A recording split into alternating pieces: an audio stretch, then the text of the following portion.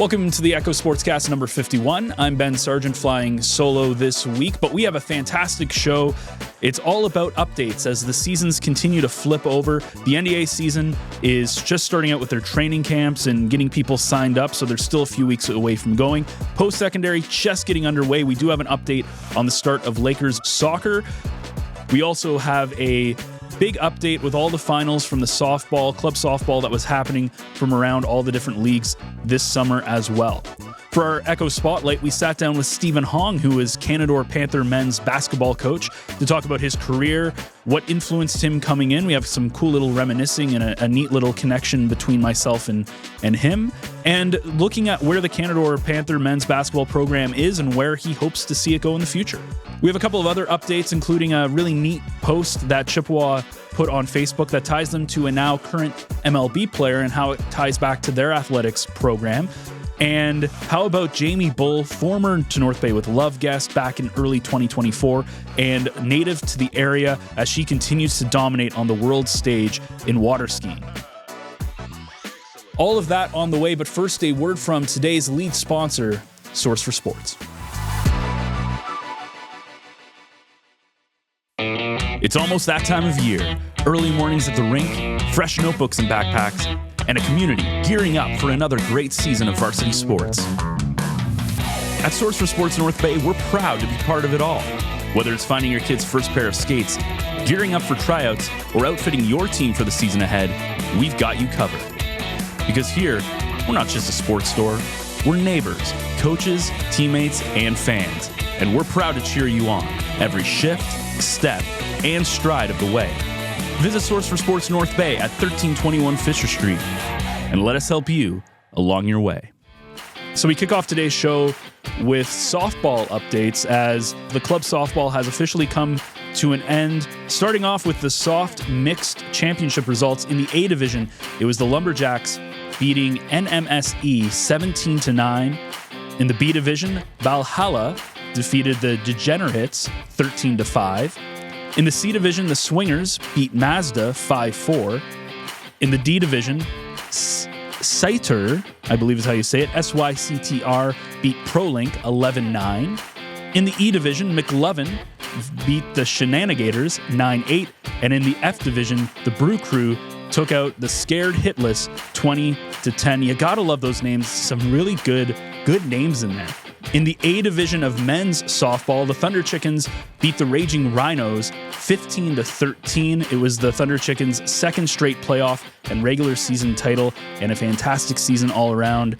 Standouts for the Rhinos were Spencer Smith going 3 for 4 and scoring 3 times, Justin Jackson with a strong 3 for 4 performance, and Jacob Dupuis with some big hits at clutch times. The Thunder Chickens had some big-time players step up, like Holden Drouin, who went 3 for 4, Brian Austin, who went 3 for 3, and Ethan Boyes going 3 for 3. Both teams were tight defensively with exceptional plays, with the Thunder Chickens turning 2 double plays, including a textbook 4-6-3, and a catch in right field that gunned the runner, tagging for second. Overall, strong showing by all teams over the season in a close playoff battle, capping off the 2025 men's year. In the B division, Lou Dogs beat Action 16-13, and for the ladies, Batting Beauties had to win twice against Dirt and Diamond. They won 14-9 and 16-10. On the other side, in minor girls softball, we've been following the Blaze throughout this season, and there was a really neat write-up. I wasn't able to get the scores for some of their finals. I did drive by. I saw them playing a little bit. I wasn't able to get the scores, though. They're not updated on their website, but they did have a nice little write-up at the end of the season here for the U17 group that was on their Facebook, which says, as the softball season in North Bay comes to an end, our community would like to highlight the efforts of the U17 North Bay Blaze select team who traveled to Windsor for the weekend of August 23rd, 24th to compete in the 2025 OSSTA Provincials.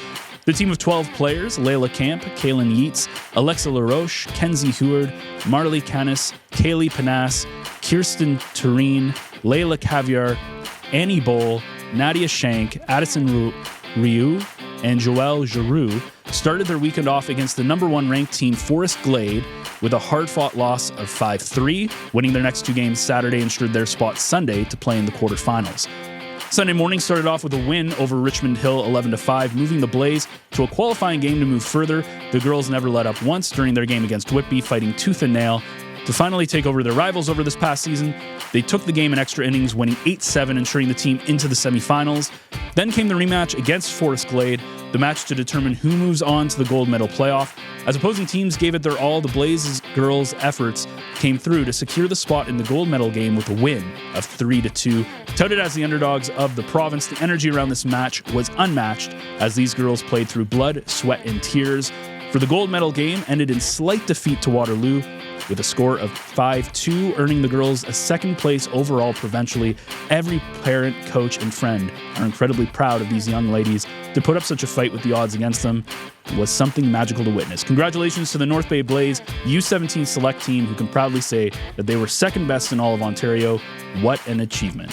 And that was absolutely a fantastic way to end off this season for the Blaze. So big congratulations from us to the U17 select Blaze team and to all teams that participated in the clubs and who we talked about here, who ended up winning their respective championships. Of course, the Thunder Chickens, when we played B Division, we were the house party DJs.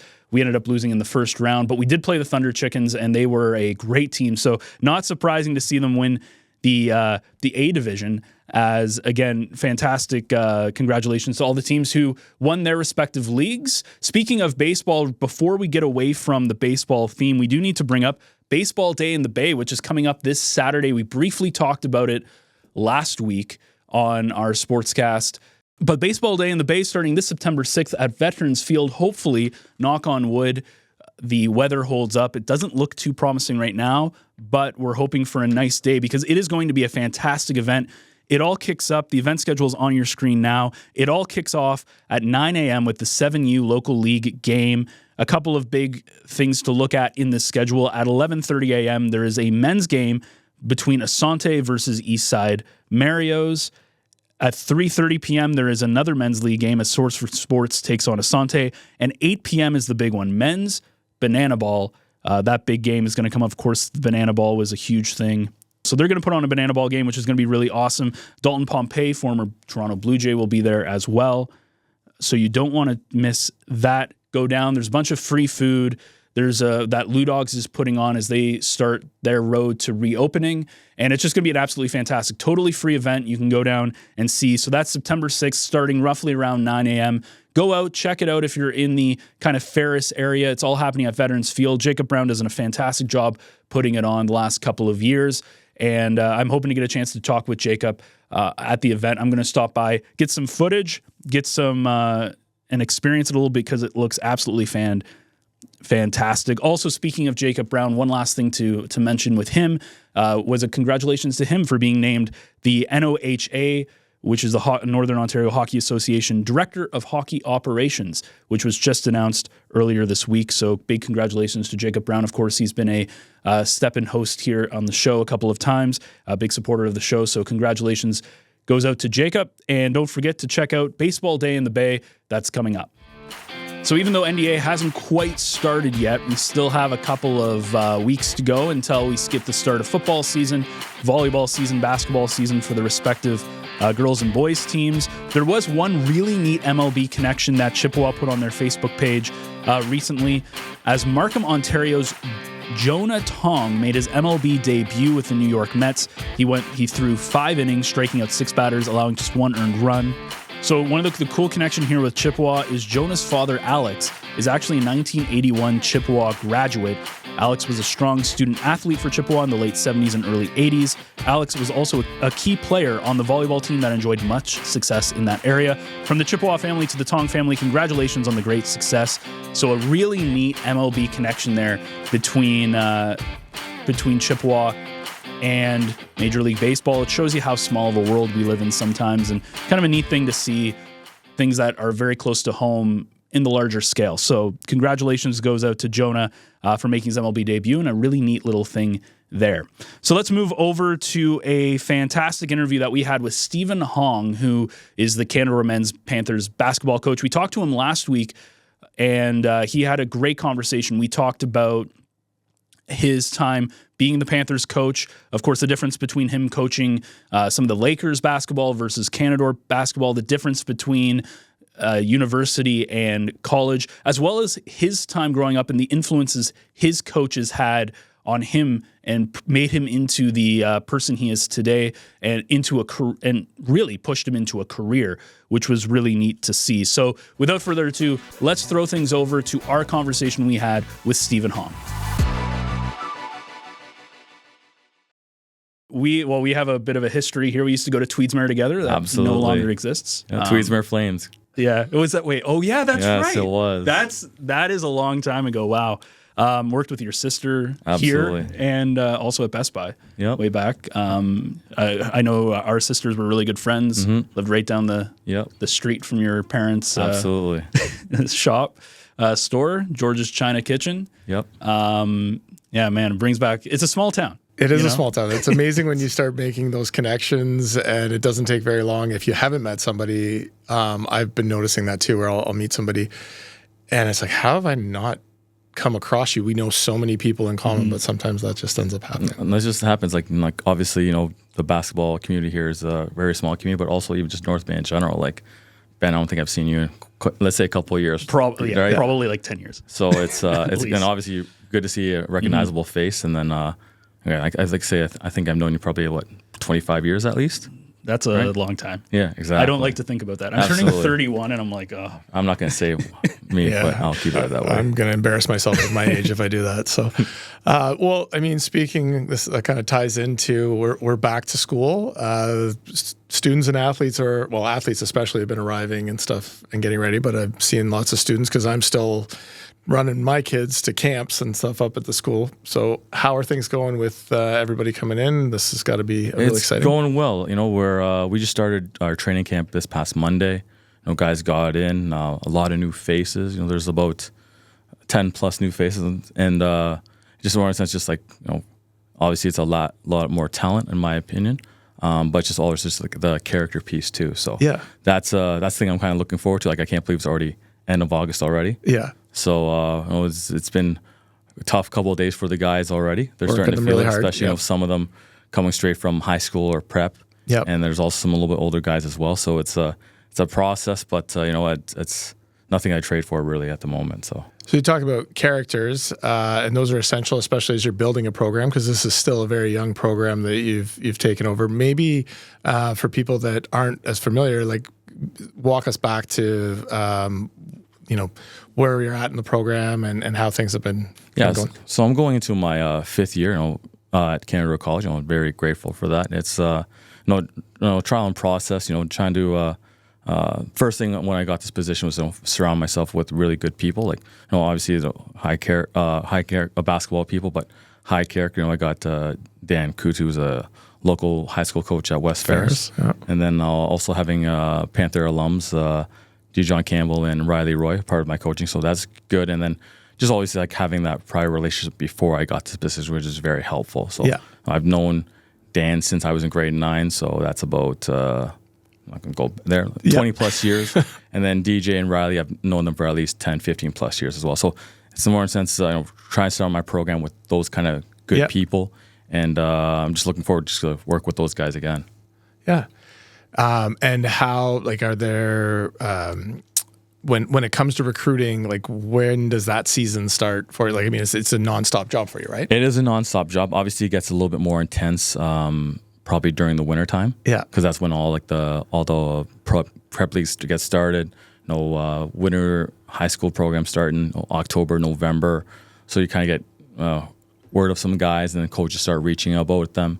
But then the big things don't really start until probably in the new year. Mm-hmm. You kind of start seeing, for my team, like who's moving on to better situations, and then there's other guys that just who's staying around. Yeah. And then you kind of look to see fill in pieces. So obviously, there's a lot of talent in Ontario, and it's also even better to try to keep some of the talent from the north here as well, right? Right. Which Absolutely. I've been very fortunate of. Yeah. And again, I think that's great having the program. Again, for help me even, what are your closest teams? Who else has what are the northern teams that you guys get to compete against? Competing wise, like I'm the only Northern Ontario college team in the north, so we're always traveling down south to play against the best, in my opinion, conference and division in the country. Yeah, but it's good in the sense like every game's a challenge for our program, and also we just get an opportunity to get better every single game. So that's good, and you get to test yourself every single time as well. And when it comes to recruiting, I guess too, like with the college program, what's the maximum number of years a player has eligibility? Eligibility for the college, OUA, OCAA, it's 5 years eligibility. It starts right away once they get into a game. Obviously, there's situations where guys get into a red shirt, but 5 years usually is the years of eligibility. But you have the different challenge though as well, though, because the programs aren't that long. So keeping somebody in school. Absolutely. You know, with being in this position, it seems like I've been minimum 5 to 6 guys each year, just due to guys graduate thankfully in a short number of years, which is great. And then obviously just the whole turnover and just trying to get my team better every year. So it's literally like we're trying to get at least a half a dozen guys each year. But this year it was doubled that easily. Okay. Man, I didn't even think about that. The program length, because if you think like the average Nipissing thing, because that was one of my things I was going to ask, like the difference between university and college, like in terms of maybe style of play or what the differences are. But that's a really good point. You might have somebody for 4 or 5 years, almost guaranteed at Nipissing, whereas most are 2-year programs. Maybe I'd maybe trades or maybe a little bit. No, I think trades are even shorter because then you go into apprenticeships. So I guess how do you manage that? Obviously, student athletes comes first. So make sure they're in the program that they want to be in. Like if they're here, coming to Canada College, like obviously basketball is one thing, but I really stress to the student athletes and their parents, like make sure you're here for the proper reasons. Because if you're only here for basketball, you're not going to survive. And we want you to invest with your money. Don't waste your money.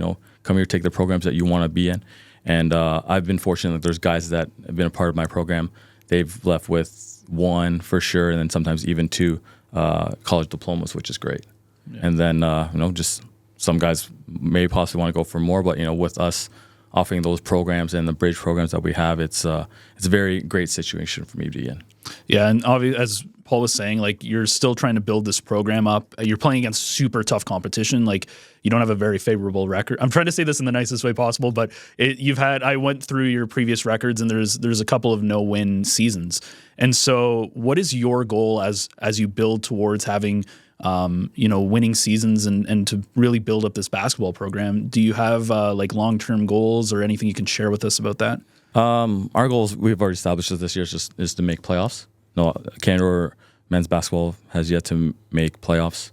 When they got back into I think 2012, 2013. So it's been a long time waited. So that's my goal. That's always been thinking about since I got the position here. Obviously, not a favorable record. It's just I've always been told like if you do the same thing and expect different results, right? It's insanity. So trying to do something and gotta make the proper changes to put our program back into successful seasons, hopefully. But all those recruiting issues are a real reality because you're going down and you're playing a school in Toronto where a guy who has gone to school for all their high school, all their prep, they don't even have to find a different living arrangement if they just decide that they're going to go to Humber. And I imagine Humber is still one of the stronger, and then who would be the other like big dogs down in Toronto? Other big dogs, obviously Durham and Humber were in the national championships last year. Yeah. Obviously, within our division, the top teams, St. Clair, Mohawk would be some of the top teams.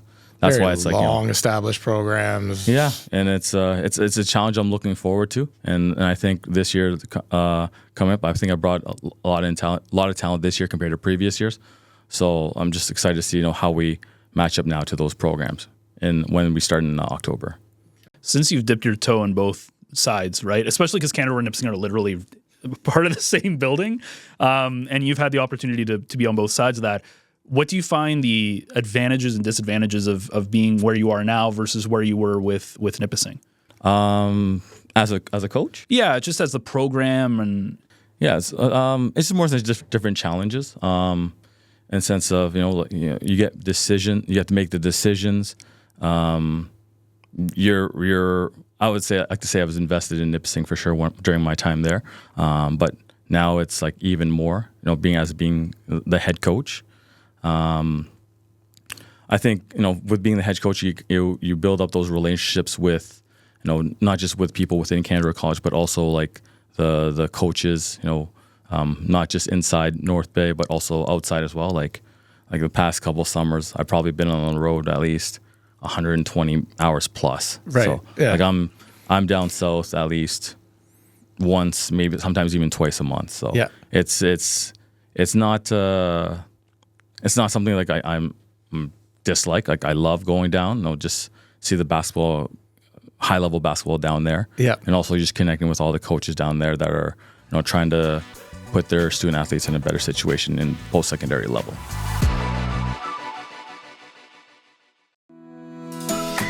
North Bay's turning 100, and what a time to be here. From the buzz of the Heritage Parade to sunset concerts at the waterfront, the city is alive with celebration. And you know who's right in the middle of it all? Homewood Suites by Hilton North Bay. We're proud to be a part of this milestone moment.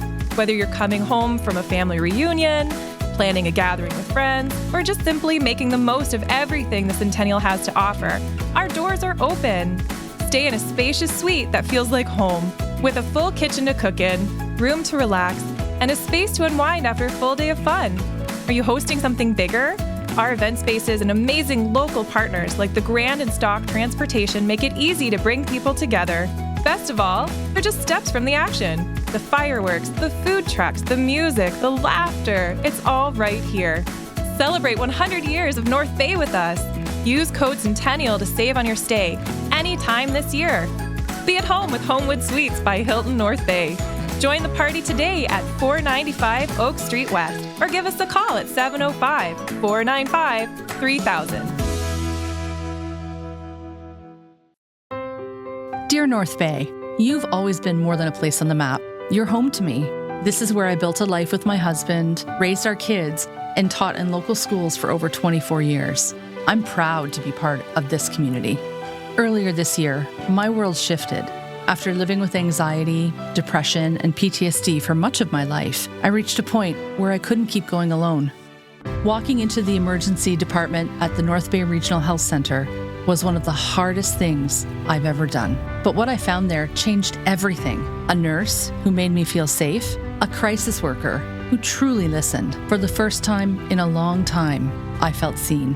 That care gave me hope, and it inspired me to give back by supporting local healthcare so that others in our community can access the same compassionate care I did. If my story resonates with you, I hope you'll consider supporting the NBRHC Foundation. Please visit nbrhcfoundation.ca or call 705-495-8125 to give. Because mental health is health. With gratitude, Tiffany Van Meer. So if you want to see more of that conversation, we ended up talking for about 40 minutes. So that's all available on the North Bay Echo YouTube channel. The link will be in the description if you are listening to this on audio or if you are checking it out on YouTube or on our website. So just check the link in the description to watch the full episode there. Well, speaking of post-secondary, it was the Nipissing Lakers men's soccer team that kicked things off for the university and college sport. College doesn't start until late October. But they kicked things off last weekend on the road. Unfortunately, they ended up losing both games. They fell short 1-0 to Trent, and then the next day ended up losing 2-1 to Ontario Tech. They are back in action this Sunday in Ottawa to face Carleton before they start their home opener campaign on Wednesday, September 10th against Laurentian at 7:15 at the Nipissing Field. The women's season does start this weekend as well. They're on the road in Ottawa, playing the University of Ottawa on Saturday and Carleton on Sunday. Their home opener is just before the men's on Wednesday night, September 10th against Laurentian at 5 p.m. So if you're in the area, check that out. It's a great field. It's a great time. So their home opener starting this upcoming Wednesday at 5 p.m. and 7:15 p.m. respectively. Another sport that's starting very soon is lacrosse. As speaking of the Nipissing field, it's going to be the Nipissing lacrosse team that's going to be starting things off. The first bit of action you'll be able to see in North Bay, as they have a game upcoming on Sunday. Their season opener is against Guelph at 2 p.m. Again, that's at the Nipissing field, so you can go out there to check out all the cool lacrosse action. I'm going to make sure I get over there and get some footage for the next Sportscast for next week, because it's really neat. We didn't really cover lacrosse last year. I don't think we talked about lacrosse at all last year. They only play a handful of games, so I'm going to make sure we get out there, get some footage of that, because it's a really cool sport. It's going to be a lot of fast-paced action. If you've never really watched lacrosse, it's basically hockey, but not on ice. It's kind of neat. It's actually a very fast-paced, very physical game. So check that out. I'll be out there getting some footage, and I will have a report for you guys next week. One final piece of news comes from a local of the area. Can't say North Bay native. I believe she's from Callander. But basically the area is Jamie Bull, who we actually had on to North Bay with Love back in 2024 before we launched the Sportscast, and she was a fantastic interview. You can check that one out by just Googling it there. We'll also have a quick link as well if you want to check it out. It was really cool, but this was a write-up that was on Bay today, as Jamie Bull wins her third water ski slalom world championship, as she defended her crown to become a 3-time consecutive slalom world champion, running 1.5 at 10.25 meters per 41 off in the finals. The championships that were hosted in Roseto, Italy from August 26th to 31st brought together over 180 athletes from more than 30 countries. Canada was a major presence throughout the weekend, highlighted by world titles, podium finishes, personal bests, and near personal best performances from athletes across the team. Bull has had multiple slalom wins this summer, including the Monaco Water Ski Cup and several wins on European Tour events, which led up to another championship moment for the water ski superstar. So congratulations to Jamie Bull on her championship, another championship to put in it. And I really recommend you listening to that interview that we did with her back in early 2024, because she's an absolutely fantastic person to talk to, super smart, and won't be surprised to see her continue to win and also go on to bigger and better things as things go on. She is a very, very talented person, and to be able to do that on the world stage is incredibly proud, and a great way to not just put Canada on the map, but also put North Bay, an area, on the map as well. And very, very proud to say that she is a native of our area. So that wraps things up here for the Echo Sportscast number 51, as we continue to have some updates.